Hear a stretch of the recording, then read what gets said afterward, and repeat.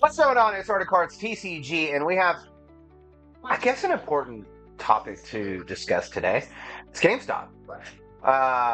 If you go to YouTube, you're going to see a lot of people talking about GameStop pre-orders being canceled for Journey Together. That may be, I guess, accurate, but it's not accurate for me. And I just wanted to put a video out specifically about my experience. I just was in GameStop looking for an Apple card for my daughter for her tablet so she could play Minecraft. But I digress. Well, I just want to talk about my experience with GameStop. So my experience with GameStop has been a good experience. My uh, my PSA submissions have been fine. They've gotten there. They've come back um, within a reasonable amount of time. Sometimes quicker, sometimes slower. I went in there today and I asked questions about Journey Together. And the store manager, I was like, hey, I pre-ordered X, Y, and Z. Can I expect that on the 28th? I believe it's the 28th. Yeah, yeah, you can. Well, and we'll probably have some loose supply for you as well. And and I asked, like, are there people getting their pre-orders canceled? And he said, I can't speak for other stores or other people, but as far as he knows, and as of right now, which I still have, 17 days left, roughly 2 weeks, to collect my pre-orders from my local store, as they are still pre-ordered. There's no cancellation, nothing in the email, nothing on the app, nothing to indicate that it's not going to be available to me. I'm going to show up early so I can potentially get some stuff that I wasn't able to pre-order, like a booster box or something if they have it. But I will then update you on that day if I got my pre-orders for sure.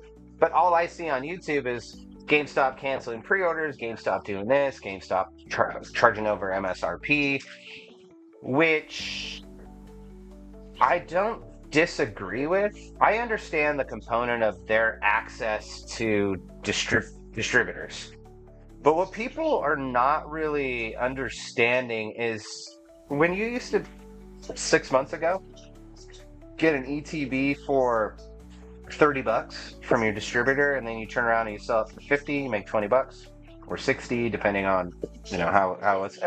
Some people always has charged over MSRP, not to the degree that we're at now, but like MSRP is not a final thing. MSRP is the suggested retail price of what the value of that product is.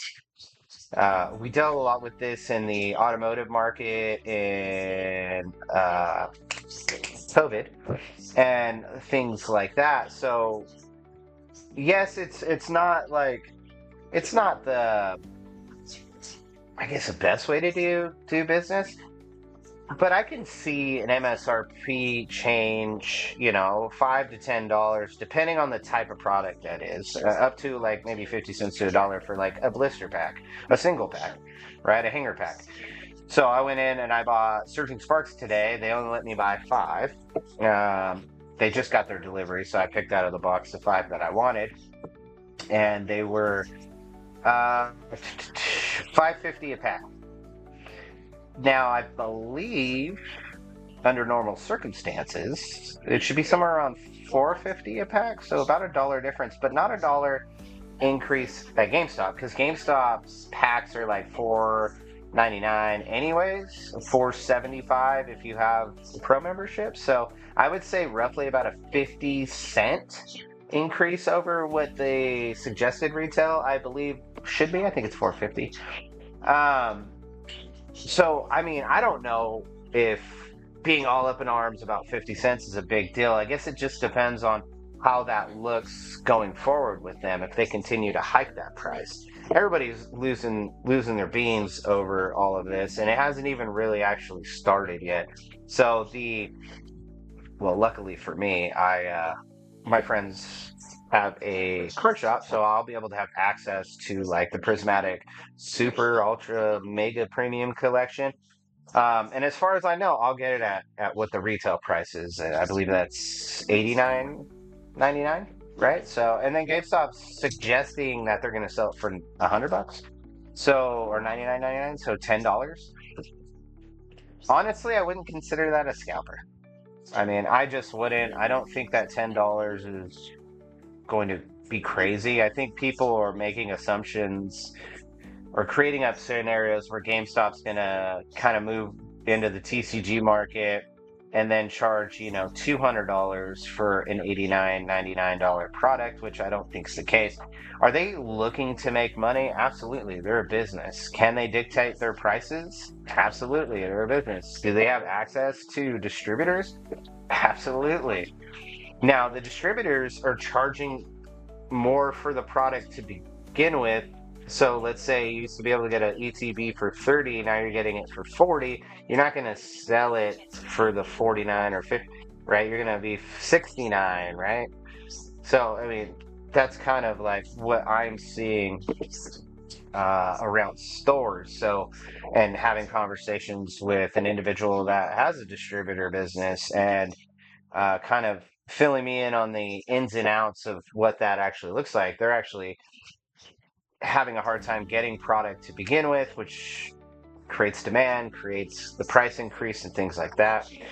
So what ideally would happen, right? So Pokemon prints the products and everything goes back to normal while it's also crashing the market. And I've said this in a previous video. If you have high cards like the Pikachu Full Art or not the Moonbryon from Prismatic, but various evolutions in there, those cards are going to drastically be declining in price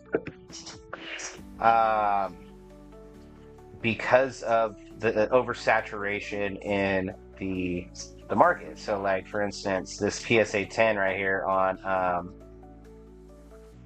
GameStop for this Glaceon SIR is $12.49 or $11.87 for pros, and the current market value for that, I don't know where they got that number. Hopefully it's legit, but $1,300. You're probably going to see this card, depending on how flooded the market gets, you can see it go as low as $800, which is still a lot of money. I get it, but I mean that's a $500 difference, and the crash is absolutely going to come. I mean, there's no doubt about it. There is going to be a crash. And if you are holding cards for the long term, we're talking 20 plus years, value will return to that as the set goes out of print and scarcity happens and stuff like that. But if you're looking for quick money right now, which I don't advocate for, but I would pay very close attention to this market and figure out when these prices are going to start to drop. And just pay attention to other YouTubers that do more specifically into giving investment advice, which I don't do. I just talk about what I do. But yeah, so I think we just need to just kind of sit back for a second. I'm not advocating for a big corporation. I'm a small YouTuber. I haven't even got to the point where I'm monetized. And when I do, all that money is going back into Pokemon and creating more content and better, bigger content and flying halfway across the country to go to card shows and record that. That is what my intention is for any monetization that may or may not happen in the future. I've been trying about 8 months now to grow, and there's spikes and there's dips and valleys and all that stuff. But my intention is not to get rich exploiting Pokemon or just creating content. I love Pokemon. I think Pokemon's fantastic. It's a cool thing to do with my kid. It's a cool thing to do with other friends of mine. I like making the content because why not? I'm already doing it. I might as well share it with the rest of the world.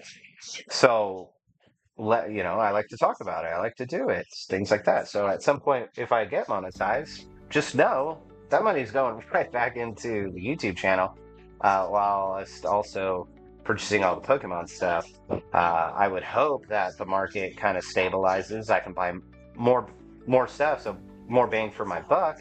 So if that's the case, I can do more with what I have. But I digress. Once again, but we're really just talking about GameStop. So I pre-ordered a ton of these hanger packs. Currently, look at that, $4.99. That's their normal price. Yeah, other places are selling it for $4.50. I get it. I haven't gone to a GameStop where the price has been $4.50 unless they're like clearancing stuff. That's $4.99 is a going rate, and then you get the deal if you're a pro, which that kind of incentivizes it. So obviously, it's a little bit of, and it has always been a little bit of a markup comparatively to like Walmart or Target, who have strict cost controls or price controls on how they do stuff. I wouldn't be surprised if they start jacking their price up too. In a way, I think they try to do that to combat um, scalpers. But look at here with the booster bundle pack, $30. It's about $5 a pack. That's like normal. That's not normal. Sure, you can get it for $24.99 or $21.99 depending on the set. It's a brand new set. And for it to be $30, if you're able to get it, if you're willing to go 3 hours early to GameStop, and I'm not talking if you're in a big city and you have a GameStop or multiple GameStops, I wouldn't even go there. I would drive 2 hours to go to a rural GameStop where the chances are, like my GameStop, at most in the morning. I'm normally 1 or 2 in the morning because I go early, but um, 20, 25 people. That's it. If you show up there 2.5, 3 hours early, like we used to do when we were kids for video games, you're gonna get product and you're gonna get it for the prices here. Like 142 right here. I'm hoping to get one of these booster boxes for 142, and that's why I'm gonna go early and I'm gonna sit down there. That's my main objective. I'm good on ETDs. Like my buddy in his card store, like he's gonna hold one for me. I'm gonna pay the price for it, and I'm gonna get the ETB with. Realistically, I just want the N promo. I'm guessing there's an N promo in there. Actually, I don't know what the promo is in there. Let's click on it and see if we can see it. Is it N? I think it's N. 9 packs. It's got to be N and Zoroark. Oh, it is. N and Zorora. Wow, I didn't know it was that one. I have that from the Japanese set. I thought it was a different one. Okay, so I want that promo. I prefer to get it in a Pokemon Center promo just because I like collecting them. So I didn't even realize. I thought it was Zoroark. I didn't know it was Zorora. That's cool though because I have a Japanese version. I can get them slabbed up together and then put them in the display. I love the pack sleeves. The card sleeves. I don't care so much about the dice and all that stuff, except the purple and blue EX dice. I have so much dice to play with, it's not even fun. So, I made $49.99. You're telling me that is a market price? Now, after Journey Together, who knows what that looks like? And when I was talking to those people in GameStop, very adamant about, like, they're not doing pre-orders for a while. That's the memo. They're going to... And I think the strategy is actually pretty smart on their part. If they keep it around MSRP with a plus minus variance of 5 to 10%, I would say that would be acceptable to me to continue to shop there, and I think that would be reasonable for everybody else. It would also discourage scalpers from going there, as well as they have inventory control on how much is going out to people. So couple all that together, I think they're going to be a spot to get it. And if you ask yourself, yes, I want to get it at MSRP, but if I'm paying $5 to $10 over MSRP versus $50 over MSRP, what are you going to pick? You're going to pick the 5 to 10. Where does it end? Where does it start? Who knows? It could be a big thing. Now, Destined Rivals, when it comes out in English, who knows? They could completely go crazy and start charging whatever that market price could be. But if I were to go back, the strategy that I think that they're trying to employ is by not doing pre-orders, gets foot traffic in and at the store. It's not just about Pokemon cards. It's to buy all the other products that they have as well. If you're into Pokemon, but you also like Magic or Yu-Gi-Oh or sports cards or Poppets and this and that and games and figurines, you're going to get foot traffic in the store. You're going to be in there and see it, and you're going to be like, oh, you know what? I should get that. Impulse buy. I think they're capitalizing on that, preventing individuals from actually pre-ordering by getting them to come to the store for this, but also not just specifically for this. Um, I think it's a good idea for them. Get people in their stores. They really do have a lot to offer, especially if you're a pro member.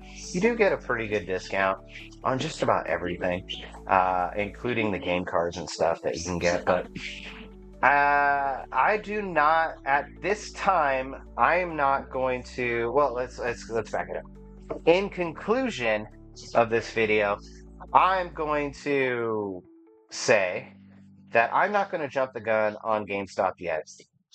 Now, I know there's a lot of clickbait and clout chasing in regard to this, whether it's on Reddit or this or whatever screenshot. I don't know how real that screenshot is. I can only talk to you about my experience with GameStop, my local GameStop.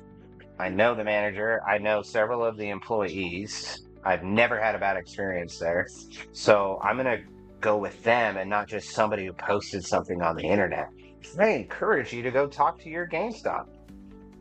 I encourage you to create a relationship with the team there. Because when you have the relationship like that, you're going to get not hollow answers. You're going to have a real conversation. You're going to feel either better or worse about your situation, depending on how it is. Some GameStops are shady with holding back inventory to make sure that it goes to the employees and things like that. So, whatever. Mine's not like that. Get to know your GameStop. If you don't like the people that work at your GameStop and you feel like they're shady, go to a different store and start developing a relationship there. You're going to get the best customer service if they know you by name. You come in, you have a conversation, and then you're going to earn their trust, and they're going to earn your trust, and you're going to create a symbiotic relationship with them to where you get, good information. Like I go down there today, I asked, hey, what's your guys' allocation look like for the store for Journey Together? Like, do you know what items you're getting, not getting, and things like that? And they don't know it yet. Will they allow me to know that, whether it's a waste of my time to come down? Yeah. Why? Because I have a good relationship with them. It's easy. Don't fall into the trap of other YouTubers or other websites just kind of randomly shotgunning information out. That's where we get into trouble with things like politics. If you don't do your own investigation, you just listen to me or somebody else on YouTube, you're not doing yourself any favors. Hopefully, at some point throughout the life cycle and journey of this channel, you'll learn to trust me because I have nothing to hide from you. Nothing. In fact, I want to make the experience as best as possible for you. So if I can calm your nerves, encourage you to go develop some type of relationship with your GameStop and figure out what ideally what's going on and things like that, then, you're going to have a good time. You're going to come back to enjoying this hobby. They're not going to be scalpers. The market's going to stabilize. Card prices are going to crash if you got big ticket items that you're looking to make a quick buck on. I'll probably do some research and make a decision for yourself whether or not it's the right time to sell and things like that. But I'm Art of Cards TCG, Art for short. I would love your opinion in that comment section. Please like, and as always, subscribe. And as always, I'll see you on the next one.